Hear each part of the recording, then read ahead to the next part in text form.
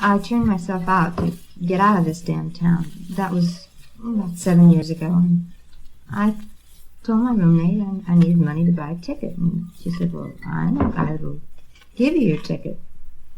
She didn't mention what I'd have to do in return. I was so naive I didn't even ask. Well, he was an actor, a big name, and I went to his house, and I was shaking like a leaf because I loved him on the screen, and I thought, oh, I was young, and he was a big deal, you know. And he was going to give me my ticket back home. So, I get to his house, and he's playing cards. And he's got some other girls out there, and they were talking about turning tricks, and I thought, what was that? I'd never heard that expression before, and, well, I didn't want to act like I was an idiot, but I didn't know, so finally I got the picture. Well, the guy started leaving and going into the bedrooms with the girls, and so he says to me, and it's about 1 o'clock now, he said, well, you're going to spend the night, so just relax and I'll tell the others they can leave. I wasn't used to drinking, and I had about 3 drinks. I was practically passing out, and I didn't care about anything.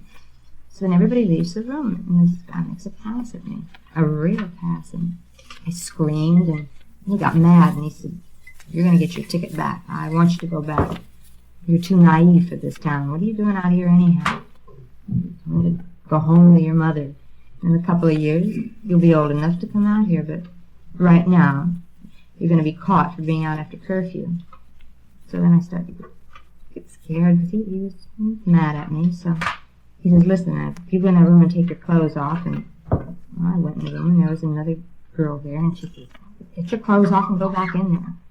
There were all these big towels hanging in there. You know, I said, can I put this around me? And she says, no, go on in there. I can't. I was petrified. I thought, just let me wire my mother so I can get out of here. So I said, I couldn't do that. I've never done it. She said, come on. And she shoved me into the room. So he says, well, you better go on upstairs to my room. I'll show you where it is. And come on. And I said to her, you stay down here. So he takes me upstairs, and he knows I'm scared. And I said, go to bed. Then he went downstairs and stayed with her for a while.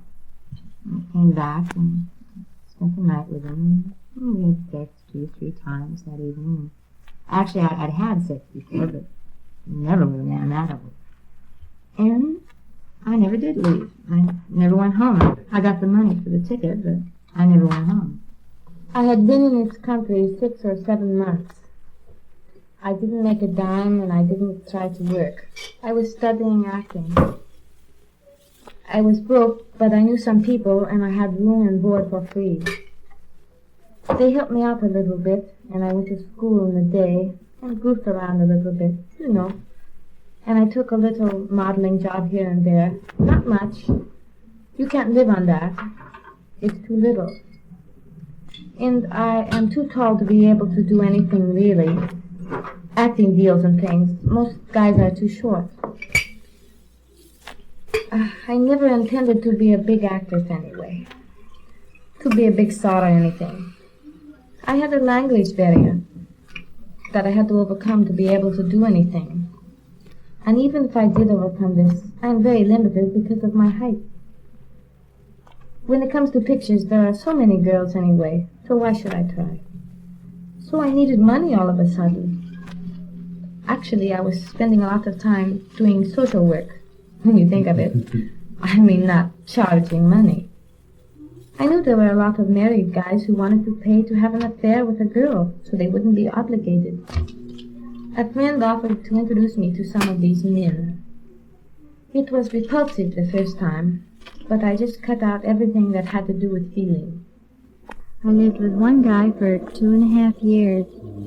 I didn't have anyone else. Well, I would have been a damn fool to. He was loaded, and I had everything I needed. Mm-hmm. But then I came down here, and I decided I was going to be really square, so I went to work.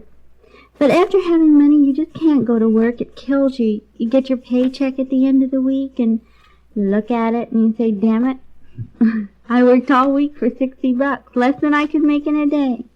So now I'm really hustling. I've only been at it a few weeks, but I've managed to save quite a bit of money already. I'm pretty careful, and I don't expect to get busted by vice. I only take customers through people who know them, all about them. Only the greedy girls get arrested. I was working as a hostess in a restaurant in Detroit. Major D came up to me once and asked me if I'd be interested in entertaining one of his customers. Mm-hmm. I was kind of scared and didn't want to do it, but so I says, okay, for $100. So he says, okay. So I had to stay with the guy all night. And after that, why, the bartender got me a lot of jobs. Even though I was picking up $100, I still kept my job as a waitress. Some call girls make their profession seem like light, pleasant work. I don't have to punch a time clock. I don't have to work 8 hours a day. I'm lazy. That's why I'm selling myself. I never have liked work since I was a kid, during the Depression days. Remember those days? Mm-hmm. I'm not happier making the money I make now, rather than the money I made when I was legit, but as long as I'm working, I figure I might as well make as much money as I can. But all call girls have at least this one important problem. Every time a new guy calls, we worry he's a cop. I've only been busted once, but I'll never forget it. I'd been in the business about 6 months, and I met this girl. And she said, come to my place. I can make you $50 every afternoon. I said, wow, this is fabulous. She was a madam, and she wanted me to make tricks. So I went over to her place and turned 3 there, right in the afternoon. And I did get 50. That went on for about 3 days.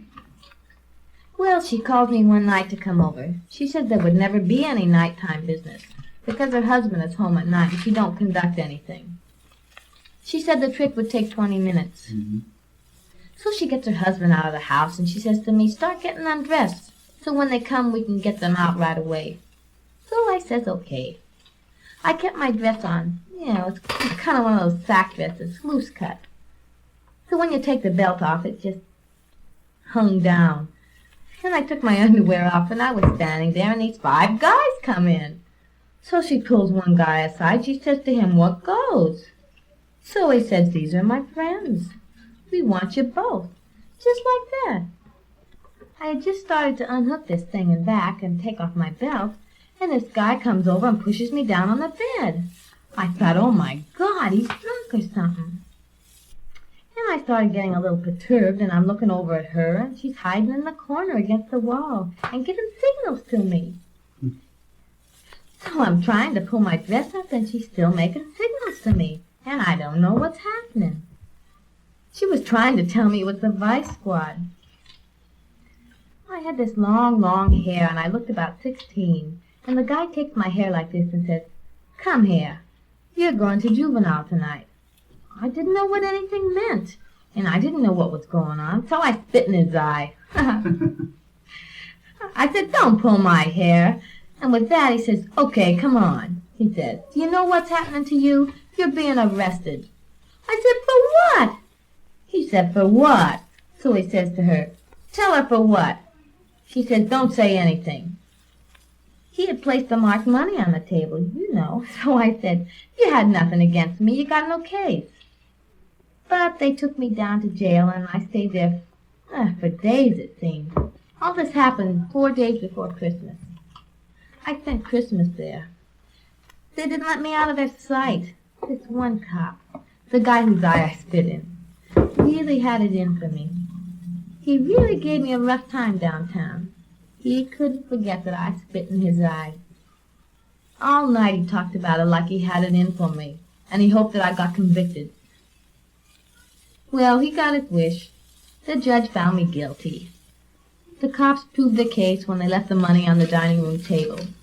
And I took the belt off just as much as to say, let's go. They proved it then, and there were 4 others who were watching. To the call girl, the client is known as a John. A call girl rarely lets a John call her directly. She's learned to avoid the authorities by having all her calls come through a telephone answering service. She keeps a list of clients known as a John book. When a client calls for a date, his name is checked against the book. If he's in the book, the call girl knows he's safe. If he says he's been recommended by someone whose name is in the book, he might also be safe. But if his name isn't in the book, he probably won't have his call returned. Her John book is one of the call girl's most valuable possessions.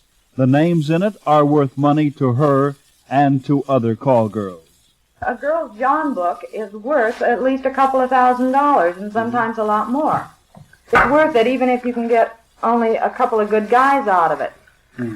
Let's say I have a pretty good number. I mean, a phone number of a guy who doesn't want me anymore. Well, he's going to move on to somebody else, and he's worth plenty of cash to whoever gets him. A girl's John book is subject to theft by other call girls. To forestall this, or at least to punish the offender, a clever girl always pads her book. That is, she includes the names of several vice officers. Anyone trying to make contact with one of them will land in immediate trouble. The extent to which the John book is symbolic of the call girl's entire way of life is illustrated by this girl's reaction to its loss, even though she thought she had no further use for it. I wanted to quit. I burned my John book and my bank account with it because I wanted to be so pure. I even went out to the incinerator and put my New York book and my Hollywood book together and threw them both in. And as I watched it burn, I almost fainted. I almost had a heart attack. At the time, I didn't think I'd ever be a call girl again, but 4 months later, I was back at it. I never let anybody see my John book, but I think somebody did copy it one time. Several Johns told me that some girl was calling, mentioning my name. Call girls assembled their list of Johns in a variety of ways. Some of them frequent the more exclusive bars and restaurants. It's easy for an attractive, unaccompanied girl to catch the attention of a man on the loose. When she's convinced he's not a vice officer, she'll proposition him. Occasionally, a girl with nothing else to do will permit herself to be picked up and seduced as a speculative business venture. One night I was in this nightclub with a gay friend of mine, and he pointed to this guy at the bar, and he said, "That's the guy who owns the place." So I had nothing else to do, and, well, since I knew it wasn't Buzz, and I figured his place was doing pretty good, I thought I'd see if I could hustle him a little. Well, I went over there and, struck up conversation, and he seemed pretty impressed. So one thing led to another, and anyhow it ended up with him saying, "How about coming over my place later and listening to my hi-fi?" So, he was pretty corny. Naturally, we ended up spending the night together, and in the morning he drove me back to town and said he had a big business deal and would I mind taking a cab the rest of the way home. Well, this was fine with me, and he handed me a 5-spot, and I said, this is fine for cab fare, but how about 50 for myself? And he just looked at me, and I said, "Well, I'm not in this business for my health." And he acted pretty surprised and, got kind of shook up. He said he had no idea I was going to want money, and why didn't I tell him in the first place? And I said, "Honey, don't you think I was worth 50?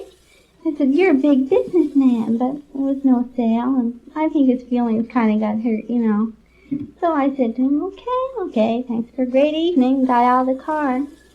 There was one time I didn't make out, but lots of guys you pick up that way will come across with some loot. As in any business, getting new customers is only part of the sales job. Keeping the old ones buying is just as difficult, just as demanding. Hello, dear. How are you there? Uh-huh. What you been up to? Oh, usual things. I mean, Listen, honey. See, I thought you'd help out a friend. Oh, honey, that's all right. Nothing. I'm just having a little drink. Yours? So why don't you invite me over for a drink? You know I can get you in the mood, baby.